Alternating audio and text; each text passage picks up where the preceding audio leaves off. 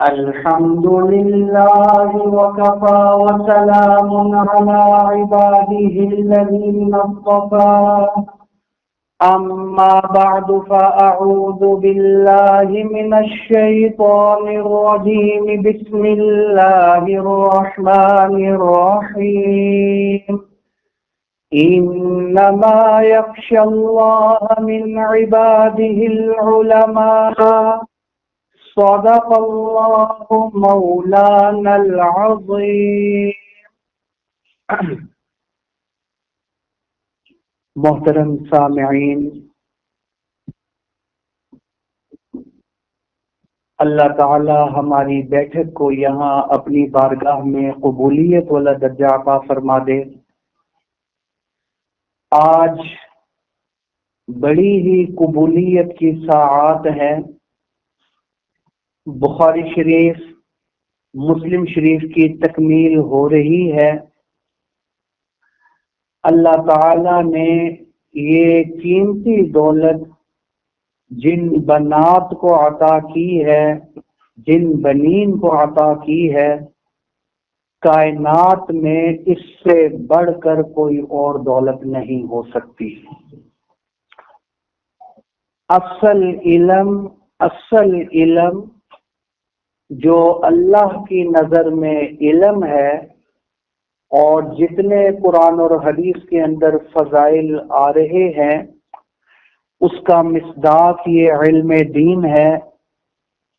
الحمدللہ بخاری شریف، مسلم شریف میں جو روایتیں اور صحیح ترین روایتیں ہیں، جو ہماری پوری زندگی کے لیے ایک دستور العمل ہے، آج ہماری بہنیں، ہمارے بھائی اس کی تکمیل کر چکے ہیں۔ میرے ذمے مسلم شریف کی تکمیل انہوں نے لگائی ہے، آخری سبق، آخری 2 روایتیں۔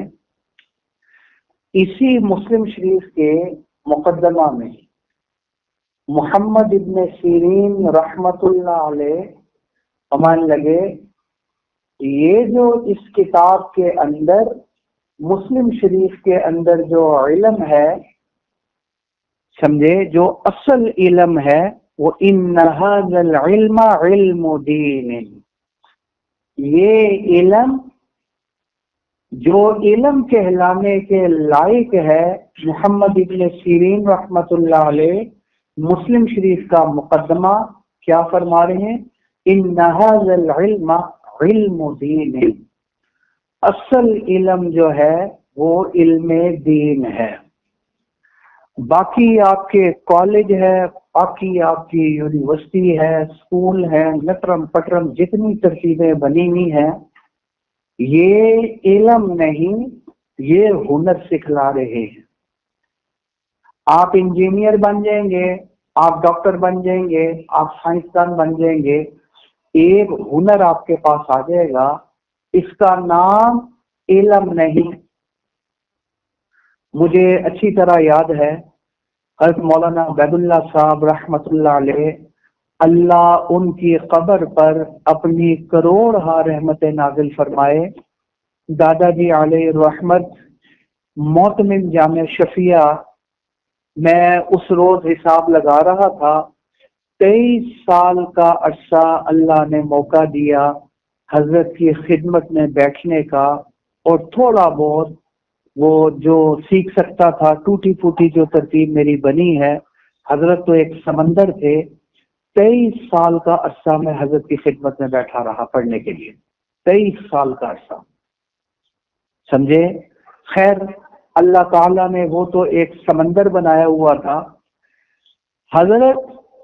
حضرت مولانا قاسم نانوتوی رحمت اللہ علیہ کے حوالے سے ایک دفعہ فرمانے لگے، جب یہ علی گڑھ یونیورسٹی کی ترتیب بنی تو انہوں نے، حضرت مولانا قاسم نانوتوی رحمت اللہ علیہ نے خط لکھا سر سید کو، ساتھی تھے یہ دونوں، ایک ہی زمانہ تھا۔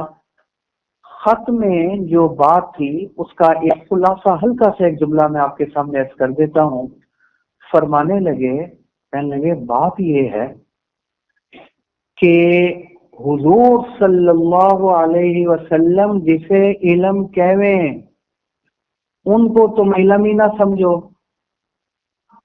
اور جس کو وہ جہل کہیں وہ تم نے علم بنایا ہوا ہے، کیونکہ حضور کی حدیث ہے نا، وَإِنَّ مِنَ الْعِلْمِ لَجَهْلًا او كما قال علیہ الصلاۃ والسلام، بعض علم بھی جہالت ہے، حالانکہ جس کو حضور صلی اللہ علیہ وسلم جہالت کہویں تم اس کو علم کہو، اور وہ علم بھی ایسا کہو کہ خالی علم نہ کہو، جو اصل علم ہے اس کو وہ آنکھیں دکھاتا ہوا آگے آ رہا ہے کہ میں ہی علم ہوں، میں ہی علم ہوں، میں ہی علم ہوں۔ حضور تو اس کو علم نہیں فرما رہے، انہوں نے جہل ہے، یہ ایک ہنر ہے، علم کی تعریف تو اس کے اوپر شادی کی نہیں آتی۔ نہ صرف تم اس علم کہہ رہے ہو بلکہ اصل علم کو وہ آنکھیں دکھاتا ہوا آگے آ رہا ہے کہ میں ہی علم ہوں۔ یہ جو علم دین ہے مدرسے یہ سب فارغ، یہ علم ہی نہیں، علم ہونا چاہیے۔ تو پھر حضرت نے تعریف فرمائی علم کی، علم نام ہے ایسی شے کا جو اپنے اعلیٰ تک پہنچا دے، اللہ تک پہنچا دے۔ جو اللہ تک پہنچانے والا ہے وہ ہے علم، اور جو ادھر تک نہیں پہنچا رہا وہ علم ہی نہیں ہے۔ تو الحمدللہ ہمارے مدارس میں جو ترتیب بنی ہوئی ہے یہ اللہ تک پہنچانے والی ہے، یہ ایک مکمل ضابطۂ حیات ہے۔ پیدا ہونے سے لے کر قبر تک ہم نے زندگی کیسے گزارنی ہے، مکمل زندگی گزارنے کا دستور اور ایک ضابطۂ حیات ہے۔ اور اصل علم یہ ہے، محمد ابن سیرین رحمت اللہ علیہ کے حوالے سے بھی، ان ھذا العلم علم دین، علم تو وہی ہے جو دین والا علم ہے، اس کے علاوہ جو ترتیب ہے وہ علم نہیں، وہ ہنر تو کہلا سکتا ہے، وہ علم نہیں کہلا سکتا۔ بات ٹھیک ہے، کمائی کا طریقہ پتہ چل گیا، آپ انجینئر بن گئے، سائنسدان بن گئے، ایک ہنر آپ کے ہاتھ میں لگ گیا۔ آج الحمدللہ جن کے سینوں میں قرآن مجید آ گیا، جن کے سینوں میں یہ دین آ گیا، حدیث آ گئی، اس کا اندازہ اور احساس انشاءاللہ ہمیں جنت میں جا کر ہوگا کہ یہ قرآن ہمارے سینوں میں نہیں، یہ حدیثیں ہمارے سینوں میں نہیں، ہمارے سینے میں تو جنت موجود ہے۔ یہی چیز تو ادھر جا کر جنت بنے گی، جب نماز ادھر پہنچے گی جنت میں، پھر ہمیں پتہ چلے گا یہ ہے نماز ہماری، یہ ہے روزہ، یہ ہے حدیث، یہ ہے تلاوت، یہ ہے ذکر، یہ ہے درود پاک، یہ جنت ہے جو ہمارے دلوں میں سمائی ہوئی ہے۔ سمجھے، یہ ہے اصل علم۔ اس کا احساس کب ہوگا؟ مرنے کے بعد۔ اور یہ جو جنت سینے میں منتقل کر رہے ہیں یہ ہیں مدارس۔ یہ کون ہے؟ یہ ہے مدارس جو ہمیں دین سکھلا رہے ہیں، اور ان مدارس کی حفاظت اس دین کی حفاظت ہے، اور مدارس کی مخالفت اس دین کی مخالفت ہے۔ سمجھے کیوں؟ کیونکہ مدارس میں ہو کیا رہا ہے؟ مدارس تو قرآن اور حدیث ہی سکھلا رہے ہیں، تو جب آپ مدارس کی مخالفت کر رہے ہو اس کا مطلب کیا ہو گیا؟ آپ قرآن اور حدیث کی مخالفت کر رہے ہو۔ مدارس تو دین ہی سکھلا رہے ہیں، جب آپ ان کو برا بھلا کہہ رہے ہو، ان کی مخالفت کر رہے ہو، اس کا مطلب یہ ہو گیا کہ تم دین کی مخالفت کر رہے ہو۔ مدارس کرتے کیا ہیں؟ یہ علماء پیدا کرتے ہیں۔ یہ کیا پیدا کرتے ہیں؟ یہ علماء پیدا کرتے ہیں، عالمات پیدا کرتے ہیں۔ حسن بصری رحمت اللہ علیہ کا خوبصورت جملہ، حسن بصری رحمت اللہ علیہ تابعی ہیں، اونچے درجے کے تابعی ہیں، 130 صحابہ کرام رضوان اللہ تعالی علیہم اجمعین کی زیارت فرمائی ہے۔ ہمارے لگے لولا العلماء لصار الناس، اگر علماء نہ ہوتے تو لصار الناس کل انعام، یہ لوگ جانور ہوتے۔ کیوں؟ حرام حلال کا پتہ ہی کسی کو نہ ہوتا۔ یہ علماء ہی تو ہیں جو حرام کے بارے میں بتلاتے ہیں، حلال کے بارے میں بتلاتے ہیں، نماز کے بارے میں بتاتے ہیں، قبر کے بارے میں بتاتے ہیں، آخرت کے بارے میں بتاتے ہیں۔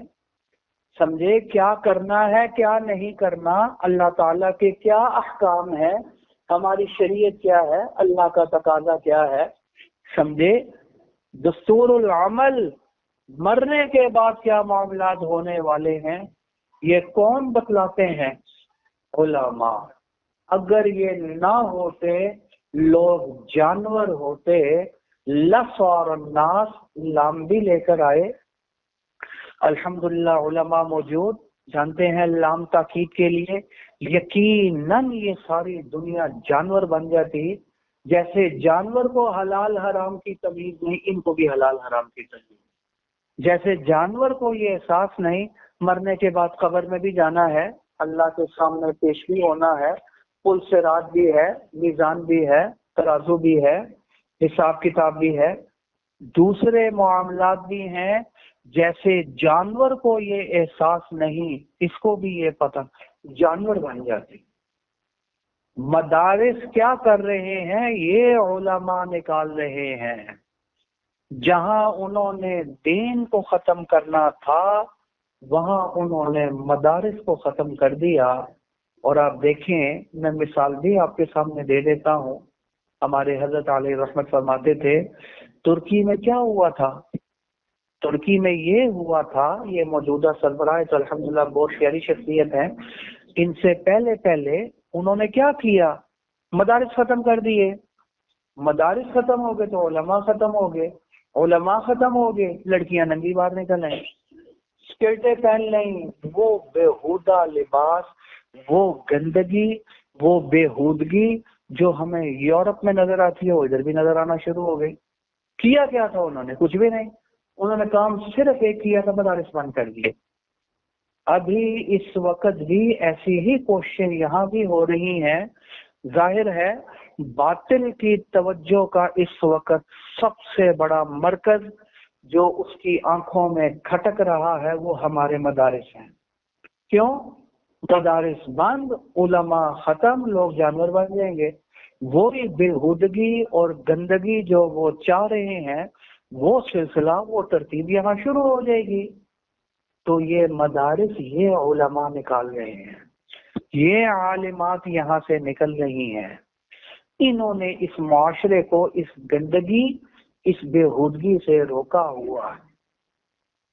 چند دن پہلے مولانا حنیف جلدی صاحب دامت برکاتہ العالیہ، میں بھی بیٹھا ہوا تھا، حضرت بھی موجود تھے، وہ مان لگے الحمدللہ، شکر الحمدللہ 35,000 بچوں نے صرف اس ایک سال میں قرآن مجید حفظ مکمل کیا ہے، صرف اس ایک سال میں،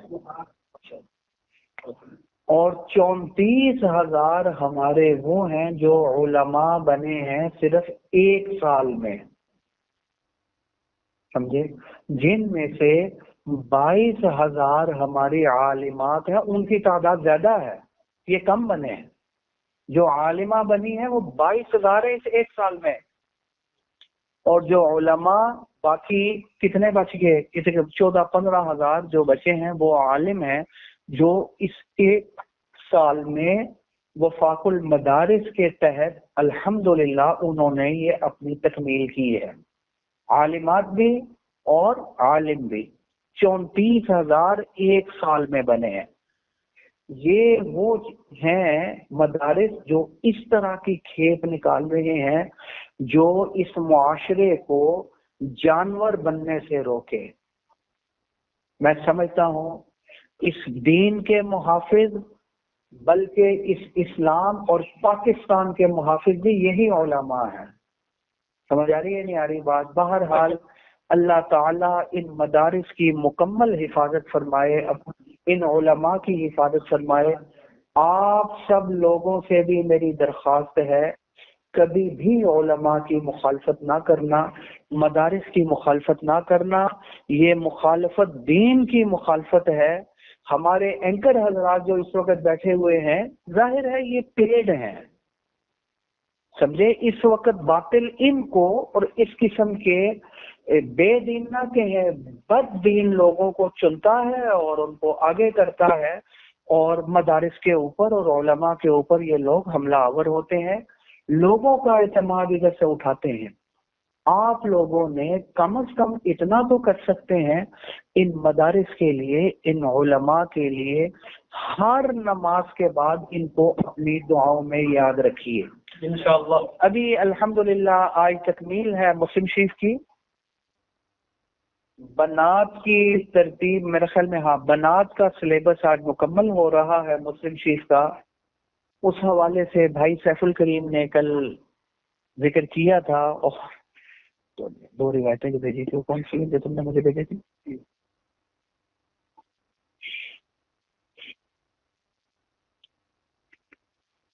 جی، آخری 2 حدیثیں صحیح مسلم صفحہ نمبر 495۔ پہلی روایت جو انہوں نے مجھے بتلائی وہ ہے حدثنا ابو بکر بن ابی شیبۃ وزہیر بن حرب قال اخبرنا جریر عن سہیل عن ابیہ عن ابی ہریرہ رضی اللہ تعالی عنہ قال قال رسول اللہ صلی اللہ علیہ وسلم لا يجزي ولد والدا إلا أن يجده مملوكا فيشتريه فيعتقه، وفي رواية ابن أبي شيبة ولد والده۔ یہ پہلی روایت ہے۔ معنی یہ ہے کہ حضور صلی اللہ علیہ وسلم ارشاد فرما رہے ہیں لا یجزی والد لا یجزی ولد والدا، اولاد اپنے والد کا بدلہ کسی صورت میں ادا نہیں کر سکتی، کسی صورت میں بھی، الا مگر ایک صورت میں تھوڑا بہت حق ادا ہو سکتا ہے، وہ کیا؟ وہ یہ الا ان یجدہ مملوکا، یہ دیکھے میرا باپ غلام ہے، یہ اس کو خریدے اور اس کو آزاد کر دے، فیشتریہ ہو، اس کو خرید لے، پھر فیعتقہ ہو، اس کو آزاد کر دے۔ اس صورت میں اس نے اس کا کچھ نہ کچھ حق ادا کر دیا، ورنہ اولاد والد کا حق کسی صورت میں ادا نہیں کر سکتی، سمجھے؟ بقول حضرت مولانا عبید اللہ صاحب رحمۃ اللہ علیہ، حضرت فرماتے تھے ظاہری سبب بچے کی پیدائش کا، حقیقی سبب تو اللہ ہے، ظاہری سبب والد ہے، اسی کی بدولت اس کا وجود ملا، وہ نہ ہوتا یہ دماغ بھی نہ ہوتا، یہ آنکھیں بھی نہ ہوتی، یہ کان بھی نہ ہوتا، یہ ٹانگیں بھی نہ ہوتی، یہ وجود بھی نہ ہوتا، یہ ہوتا ہی نہیں۔ تو ظاہری سبب جو وجود کا بنا وہ کون بنا؟ وہ والد بنا، اور اس کے اتنے احسانات ہیں، بچہ ساری زندگی لگا رہے اس کا حق ادا نہیں کر سکتا مگر اس ایک صورت میں کہ وہ غلام ہو، اس کو خریدے اور اس کو آزاد کر دے۔ اور جو دوسری روایت انہوں نے ذکر کی ہے وہ کیا ہے؟ وہ پھر ولد والدہ ہو، کوئی ولد اپنے والد کا حق ادا نہیں کر سکتا، کسی بھی صورت میں نہیں کر سکتا، یہاں اللہ بھی نہیں ہے۔ اگلی روایت بھی یہی ہے، وقالوا ولد والدہ، کوئی ولد اپنے والد کا حق ادا نہیں کر سکتا، کسی بھی صورت میں نہیں کر سکتا، یہاں کوئی بھی صورت مستثنا نہیں ہے، مانا کوئی ولد اپنے والد کا حق ادا نہیں کر سکتا۔ حضرت مولانا عبید اللہ صاحب رحمۃ اللہ علیہ راوی ہیں، امان لگے ہمارے گھر میں تشریف لائے، مفتی شفیع صاحب علیہ رحمت، مفتی اعظم پاکستان، ہمارے پردادا بانی جامعہ شفیہ مفتی محمد حسن صاحب رحمۃ اللہ علیہ سے ملی۔ ایسا ہو نہیں سکتا تھا حضرت کراچی جائیں تو ان سے نہ ملیں، وہ ادھر نہ آئے تو حضرت سے نہ ملیں۔ دونوں خلیفہ تھے حضرت تھانوی علیہ رحمت کے۔ خیر حضرت تشریف لائے تو ہمارے پردادا جی علیہ رحمت فرمان لگے، کہنے لگے میں نے ایک روایت ایک بہت بڑی شخصیت سے سنی ہے، یہ ہو نہیں سکتا کہ روایت صحیح نہ ہو، بہت بڑی شخصیت ہے۔ اشارہ تھا حضرت تھانوی علیہ رحمت کی طرف بقول حضرت مولانا عبداللہ صاحب رحمۃ اللہ۔ وہ روایت کیا ہے؟ بہقی کے اندر روایت موجود ہے، حدیث کی دوسری کتابوں میں روایت موجود ہے۔ وہ روایت یہ ہے، جو شخص ایک پیار کی نظر اپنے والدین پر ڈال دے، ایک پیار کی نظر اپنے والدین پر ڈال دے، اللہ اسے حج مقبول کا ثواب عطا فرمائیں گے۔ یہ روایت نقل کی۔ اچھا آگے چلیں، ابھی اس کی تشریح تو نہیں آئی ہے، تو روایت آئی ہے۔ اس پر پردادا جی علیہ رحمت مفتی اعظم پاکستان مفتی شفیع صاحب علیہ رحمت سے فرمانے لگے، کہنے لگے سنو میری بات، میں نے جو حج کیا نا بیت اللہ میں جا کر، وہ تو اللہ ہی کو پتہ قبول ہوا یا نہیں ہوا، لیکن یہ جو پیار کی نظر والدین پر ڈالنے والا حج ہے، یہ حضور کے دستخط والا حج ہے۔ حضور کیا فرما رہے، یہ وہ حج ہے جو قبول ہو چکا، حج مقبول کا ثواب، یہ تو رد نہیں ہو سکتا۔ حج مقبول کا ثواب عطا فرمائیں گے۔ آگے فرمانے لگے دیکھو قرآن مجید کو دیکھنے کا یہ ثواب نہیں آیا، بیت اللہ کو دیکھنے کا یہ ثواب نہیں آیا، روزے کو کسی چیز کو دیکھنے کا یہ ثواب نہیں آیا جو والدین، ان کے بارے میں یہ تو نہیں آتا کہ ان چیزوں کو دیکھو تو حج مقبول کا ثواب ملے گا، والدین کو دیکھو تو حج مقبول کا ثواب ملے گا۔ تو مفتی شفیع صاحب علیہ رحمۃ فرمانے لگے تو نے میرے سارے سفر کو خراب کر دیا۔ کہنے لگے وہ کیسے؟ کہنے لگے میں آیا تھا 10 دن کے لیے، تو اب میں نے کل ہی واپس جانا ہے، ابھی تو پہنچا تھا میں۔ کہنے کیوں؟ کہنے لگے والدہ حیات ہے نا، حج مقبول کا ثواب تو جا کر میں لے لوں، یہ نہ ہو خدا نہ خاصہ کچھ ہو جائے ان کو۔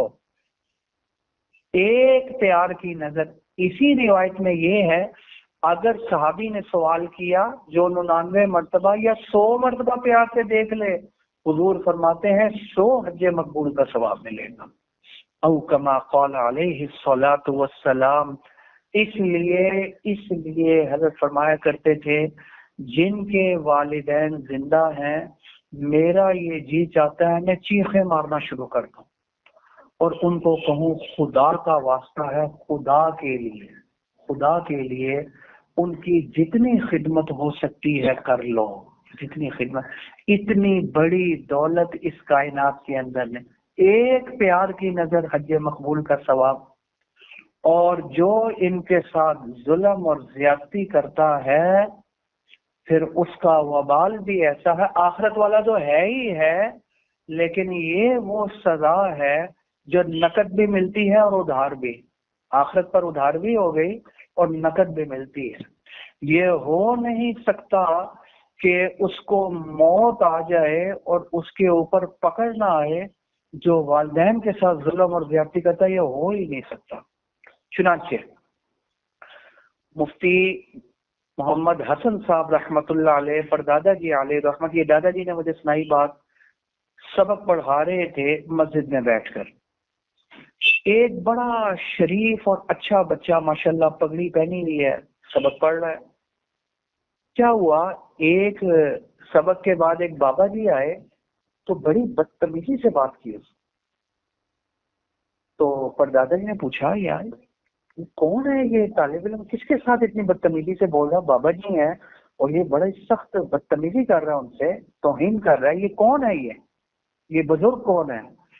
تو کسی نے بتایا حضرت یہ اس کا والد ہے۔ حضرت اٹھے اس طالب علم کو مارنے کے لیے کہ باپ نے پکڑ لیا، کہنے لگا حضرت چھوڑ دے۔ کیوں؟ کہنے لگے میں نے بھی اپنے باپ کے ساتھ ایسا ہی کیا تھا، یہ ہونا ہی ہونا تھا۔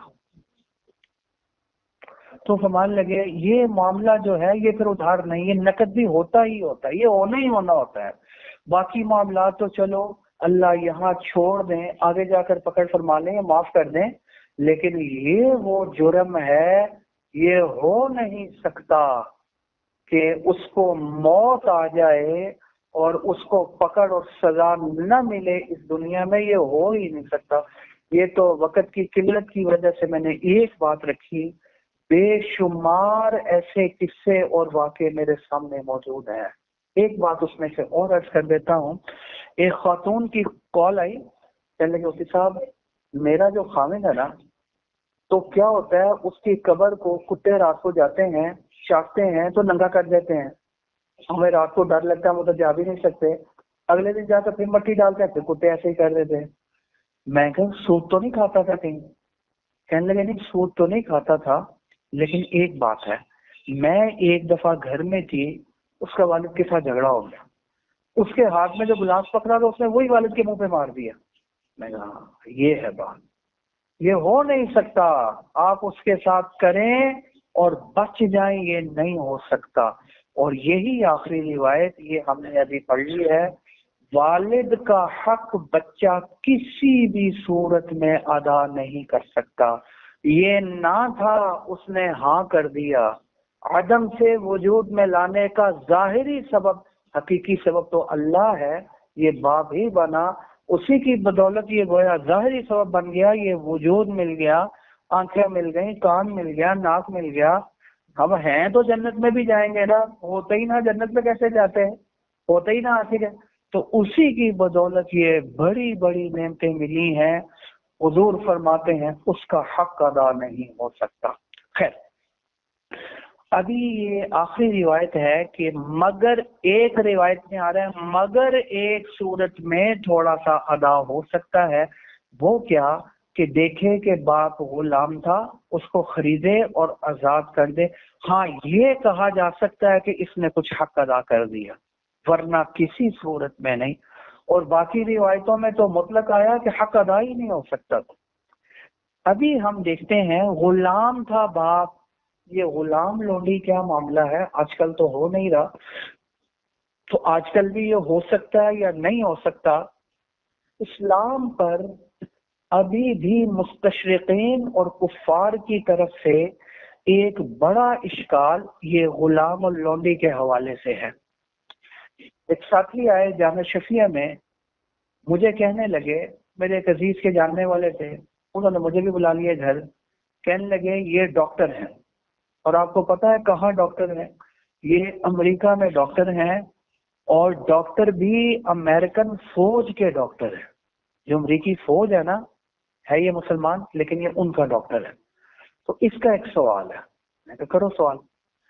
اس نے سوال یہ کیا، کہنے لگا کہ صاحب میرے ساتھ کئی دفعہ دین کے حوالے سے ان کی بات چلتی ہے نا، تو وہ یہ مجھے کہتے ہیں یار باقی ساری باتیں آپ چھوڑو، آپ بتاؤ یہ آپ کے اسلام نے کیا ہے لونڈی غلاموں والے چکر بنا لیے، پکڑو لونڈیوں کو، لونڈی بنا لو، گھر کے اندر ہی رہے اور اس کو بیوی بنا کر رکھو، بچے اس سے پیدا کرتے رہو، غلام بنا لو، ان کو بیچ دو، ان کی خرید و فروخت کرو، ان کو جکڑ لو، اتنی پابندیاں لگا دیں، تم نے غلام لونڈی بنا دیے، یہ اسلام میں کہاں سے آ گئی؟ یہ اشکال ہے، اس کا جواب دو۔ کہتا ہے یہ امریکن فوج کے کچھ لوگوں نے، عیسائیوں نے، کافروں نے میرے اوپر سوال کیا، یہ بات بھی اتفاق سے وہی آ گیا غلام اللوڈی کے حوالے سے۔ تو میں کہا دیکھو بات یہ ہے کہ اسلام نے تو یہ کام شروع نہیں کیا، اسلام سے پہلے سے یہ ترتیب چلی آ رہی ہے، کوئی سا مذہب آپ دیکھ لیں، یہودی ہو، عیسائی ہو، مشرک ہو، وہ کسی بھی قوم سے تعلق رکھتا ہو، کسی بھی مذہب سے تعلق رکھتا ہو، اسلام سے پہلے ان سب کے ہاں یہ غلام اور لونڈی والا معاملہ چل رہا تھا، اور مختلف صورتیں بنی ہوئی تھی۔ بچہ پیدا ہوا، بچہ بیچ دیا، غلام بن گیا، لونڈی بن گیا جس کو بیچا ہے، سمجھ آئی یا نہیں؟ جوا کھیلا، جوا میں بچہ ہار گیا، بیوی ہار گیا، لونڈی بن گئی، قیدی بن گیا، لونڈی بن گئے، سمجھ آئی یا نہیں؟ غلام بن گئے، مختلف صورتیں بنی آ رہی تھیں، اسلام نے بنائی نہیں ہے، یہ تو اسلام سے پہلے سے ترتیب بنی آ رہی تھی. عیسائی بھی تو اسی کے اوپر چل رہے تھے. اسلام تو بعد میں آیا، لیکن جب اسلام آیا تو اسلام نے دو کام کیے. ایک تو اس نے اس کی آزادی کو پسند کیا اور بہانے بنائے اس کو آزاد کرنے کے. کیا بہانے بنائے؟ اس نے قسم اٹھا لی ہے، قسم ٹوٹ گئی ہے، چلو غلام آزاد کرو. بیوی سے زہار کر لیا، چلو غلام آزاد کرو. خطاً قتل ہو گیا، چلو غلام آزاد کرو. چھوٹے چھوٹے بہانے اس نے بنا لیے. کس چیز کے؟ غلام آزاد کرنے کے. انہوں نے تو آزادی کے بہانے بنائے ہیں، غلام بنائے تھوڑے ہی انہوں نے. وہ تو پہلے سے سلسلہ چلا آ رہا تھا. پھر اس کے بعد جو غلام بھی رہے تو وہ غلام تھے جو جنگ کے اندر کافر قیدی بنتے تھے اور لونڈیاں بنتی تھی. وہ غلام ہوتے تھے اور ان کو بھی بہانے بہانے سے آزاد کرنے کا حکم دیا ہے. سمجھ آئی یا نہیں آئی بات؟ اسلام نے تو نہیں اس سلسلے کو شروع کیا. پھر اس کے بعد ان کے حقوق بیان کیے. ذرا ایک دفعہ غلام اور لونڈیوں کے حقوق بھی دیکھ لیے جاتے. اسلام نے کیا بیان کیے ہیں؟ دوسرے لفظوں میں ان غلاموں کو اپنا بھائی بنا لیا. کیا فرمایا؟ جو خود کھاتے ہو وہ ان کو کھلاؤ، جو خود پہنتے ہو وہ ان کو پہناؤ. تو اعتراض تو ہمارے پر ہو ہی نہیں سکتا. یہ تو اعتراض تمہارے اپنے اوپر ہے. اسلام نے تو آزادی کے رستے کھولے ہیں اور اس کے بعد ان کے حقوق بیان کیے ہیں. پھر ایک بات اور آپ کے سامنے عرض کر دوں، کیا آج کل غلام اور لونڈی بنائے جا سکتے ہیں کہ بنائے جا سکتے ہیں؟ یہ بھی تو ایک اشکال ہے نا. سمجھے؟ یاد رکھیے، اسلام میں غلام اور لونڈی بنانے کی ان لوگوں کو جو کافر ہوں اور حالت جنگ کے اندر قید ہو گئے ہوں، ہمارے قیدی بنے ہوئے ہوں، ان کو غلام اور لونڈی بنانے کی اجازت دی ہے. حکم نہیں دیا کہ غلام اور لونڈی بنانا فرض ہے. سمجھے؟ لہذا اگر کوئی معاہدہ ہو جاتا ہے اور جیسا کہ معاہدہ اقوام متحدہ کے تحت ہو چکا ہے سارے ممالک کے درمیان کہ اب ہم جو غلام اور لونڈیاں جو قیدی ہوں گے، مرد اور عورتیں، ان کو غلام اور لونڈیاں نہیں بنائیں گے. تو اسلام میں کوئی فرض تھوڑا ہی تھا بنانا. معاہدہ ہو گیا اور شریعت یہ کہتی ہے وَأَوْفُوا بِالْعَهْدِ إِنَّ الْعَهْدَ كَانَ مَسْئُولًا. اور منافق کی نشانیوں میں سے ہے کہ وعدہ کرے اور اس کو توڑ دے. تو اسی میثاق، اسی معاہدے کے تحت اسلام بھی یہ کہتا ہے نہ بناؤ. وہ بنانا فرائض میں سے تھوڑا ہی ہے. تو وہ چونکہ اب معاہدہ ہو چکا ہے اور معاہدے کی پاسداری کا حکم اللہ نے اور رسول اللہ صلی اللہ علیہ وسلم نے ہمیں دیا ہے، لہذا اس بنا پر اب غلام اور لونڈی بنانا یہ اس معاہدے کی خلاف ورزی ہے. مسلمان یہ کام نہیں کر سکتا. اب اس کی اجازت نہیں ہے جب تک یہ معاہدہ موجود ہے. تو اب تو نہیں بنا سکتے. خیر، یہ آخری دو روایتیں تھی جو میں نے آپ کے سامنے عرض کی. ابھی ایک آخری بات کر کے اپنی بات ختم کروں گا. بات یہ ہے، میں اس روایتوں کے ذیل میں مفتی تقی صاحب دامت برکاتہم العالیہ انہوں نے جو اس کی وضاحت فرمائی ہے، چند روایتوں اور اختلاف ذکر فرمایا ہے. اختلاف میں امام شافعی رحمت اللہ علیہ کا مسلک حضرت نے نقل کیا. وہ کیا نقل فرمایا کہ اپنا والد اور والدہ، اصول اور فروع، والد والدہ، دادا دادی، نانا نانی، بیٹا بیٹی، ان کی اولاد کوئی اگر غلام بن جاتی ہے تو غلام بنتے ہی وہ آزاد ہو جائیں گے. امام مالک رحمت اللہ علیہ ایک درجے اور آگے گئے اور انہوں نے یہ فرمایا نہیں، بہن بھائی بھی آزاد ہو جائیں گے اگر غلام بن گئے. امام صاحب رحمت اللہ علیہ نے فرمایا جو بھی ذی رحم محرم اس کا غلام بنتا ہے وہ سب آزاد ہو جائیں گے. یہ آ گیا اختلاف. اختلاف میں نے جو بات آپ کے سامنے نقل کرنی تھی وہ یہ بات کرنی تھی کہ ہم ترمذی شریف پڑھ رہے تھے شیخ موسیٰ صاحب رحمت اللہ علیہ سے. مجھے کل کی طرح یاد ہے حضرت کا ایک بڑا سنہری اور خوبصورت جملہ، شیخ موسیٰ صاحب رحمۃ اللہ علیہ امام دنیا حضرت کا، حضرت فرمانے لگے یاد رکھنا ہم اہل حدیث نہیں ہیں۔ ہم کیا نہیں ہیں؟ اہل حدیث نہیں۔ پھر ہم کیا ہیں؟ فرمانے لگے ہم اہل احادیث، ہم اہل حدیث نہیں، ہم اہل احادیث ہیں۔ ہم ساری روایتوں پر عمل کرنے والے ہیں، یہ نہیں کہ ایک روایت کو دیکھا اور اس کے ساتھ چپک گئے اور باقی روایتوں کو بالکل چھوڑ دیا، ادھر توجہ ہی نہ کی۔ نہ، امام صاحب رحمت اللہ علیہ کے بارے میں حضرت فرمان لگے ایک اصول یاد رکھنا، جس مسئلے میں امام ابو حنیفہ رحمت اللہ علیہ تنہا ہو جائیں، حتیٰ کہ اپنے بھی ساتھ چھوڑ دیں، صاحبین بھی ان کے ساتھ جا کر جڑ دیں، وہ بھی دوسری پارٹی میں چلے جائیں، سمجھ میں آ رہی ہے نہیں آ رہی بات؟ تو پھر اس صورتحال میں آپ سمجھ لینا، یہ نہ سمجھنا کہ اتنی سیدھی سی بات تھی ساروں کو سمجھ آ گئی، کیا امام ابو حنیفہ رحمۃ اللہ علیہ کو سمجھ نہیں آئی؟ نہیں، یہ اس چیز کی دلیل نہیں ہے، یہ اس چیز کی دلیل ہے کہ امام ابو حنیفہ رحمۃ اللہ علیہ اس گہرائی میں چلے گئے، کوئی اور اس گہرائی میں نہیں جا سکا۔ وہ کدو کی طرح پانی کے اوپر اوپر نہیں رہے، وہ مچھلی کی طرح پانی کی گہرائی کے اندر چلے گئے، مچھلی کی طرح پانی کے اندر چلے گئے۔ ان کی نظر حدیث پر نہیں، ان کی نظر ساری روایتوں پر تھی، سمجھ آئی؟ آج بھی اگر آپ باہر نکلے، یہ وہ اصول ہے۔ میں الحمدللہ جامع شفیہ میں بھی، پھر جامع فتیہ میں بھی مجھے انہوں نے وہ کیا نام ہے تحاوی شیر دیے، حدیث کے سبق، دور حدیث کے، جامع شفیہ میں بھی سبق موجود۔ میں نے اس اصول کو جب دیکھا اور حدیث پڑھائی، واقعتا ایک دارالعلوم کراچی کے ایک بڑے مفتی ہیں، وہ بھی یہ حدیث بخاری شریف پڑھا رہے، وہ کہنے لگے مجھے، کہنے لگے صاحب میں جب پڑھا رہا ہوں بخاری شریف، امام ابو حنیفہ رحمۃ اللہ علیہ کی بات جو ہوتی ہے نا، اس میں جو فقہ ہوتی ہے نا، وہ کسی اور کے اندر نہیں ہوتی، جو گہرائی اس میں کہتا کہ بندے یہی بات شیخ موسیٰ صاحب رحمۃ اللہ علیہ نے فرمائی تھی دوسرے انداز میں کہ ہم اہل احادیث ہیں۔ ظاہری روایت کو دیکھتے ہوئے آپ دیکھیں گے مجھے فون آتے ہیں کہ جی کچھ اہل حدیث حضرات آ گئے ہیں استاد جی، وہ انہوں نے ابو داؤد شریف پکڑی ہوئی ہے، وہ کہتے دیکھو جی اذان کا طریقہ یہ ابو داؤد شریف کے اندر ہے، اور تم نے امام ابو حنیفہ کی ماننی ہے، آپ نے حدیث کی ماننی ہے۔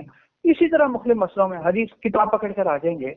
بھائی بات یہ ہے یہ ایک حدیث تو تم نے لے لی، تو باقی جو روایتیں ہیں صحیح روایتیں ان کو ہم کدھر لے کر جائیں گے؟ امام ابو حنیفہ رحمت اللہ علیہ کی ہر مسئلے میں اگر آپ رائے دیکھیں نا، تو آپ کا قول ایسا مضبوط قول ہوتا ہے کہ ساری روایتوں کو جمع کرنے والا ہوتا ہے، ساری حدیثوں کو لینے والا ہوتا ہے۔ نہیں سمجھ میں؟ وہ ایک حدیث نہیں، وہ دوسری روایتوں کو بھی دیکھ رہے۔ اب آپ نے روایت دیکھ لی، مثال کے طور پر فاتحہ کے جس نے امام فاتحہ کے بغیر نماز نہیں ہوتی، یہ اب روایت ہے بخاری شریف کی، آپ کہتے ہو فاتحہ کے بغیر نماز نہیں ہوتی، اور امام ابو حنیفہ رحمۃ اللہ علیہ امام کے وجہ فاتحہ پڑھو گے تو گناہ ہوگا، مکروہ ہے۔ حضور فرما رہے ہیں بخاری شریف کی روایت ہے فاتحہ کے بغیر نماز نہیں ہوتی، امام صاحب فرما رہے ہیں نہیں پڑھنی، تو کیا مطلب ہو گیا؟ امام صاحب رحمت اللہ علیہ چونکہ بقول شیخ موسیٰ صاحب رحمت اللہ علیہ، بھائی ہم اہل حدیث نہیں، ہم اہل احادیث ہیں، ساری روایتوں پر نظر ہے، اس روایت کو کدھر لے کر جائیں گے کہ من کان لہ امام فقراءۃ الامام لہ قراءۃ، اگر کسی کا کوئی امام موجود ہو تو امام کی قرات مقتدی کی قرات ہے۔ تو وہ امام صاحب فرماتے ہیں جہاں امام نہ ہو وہاں فاتحہ اس کے لیے پڑھنا ضروری ہے، اور دوسری حدیث میں آ گیا امام موجود ہے تو اس کا پڑھنا مقتدی کا پڑھنا ہے، مقتدی کے لیے پڑھنا پھر اس کے لیے ضرورت ہی نہیں ہے پڑھنے کی، بلکہ حضور نے ڈانٹا بھی ہے کہ کون ہے جو میرے ساتھ جھگڑا کر رہا تھا پیچھے، میں بھی پڑھ رہا تھا پیچھے وہ بھی پڑھنا شروع ہو گیا تھا۔ تو ان روایتوں کو ہم کدھر لے کر جائیں گے؟ تو ہم اہل احادیث ہیں، ساری روایتوں کو دیکھتے ہیں پھر فیصلہ فرماتے ہیں، اہل حدیث نہیں ہے۔ میری اللہ تعالی سے دعا ہے اللہ ہمارے بیٹھنے کو ہمارے پڑھنے کو اپنی بارگاہ میں قبولیت والا درجہ عطا فرما دے۔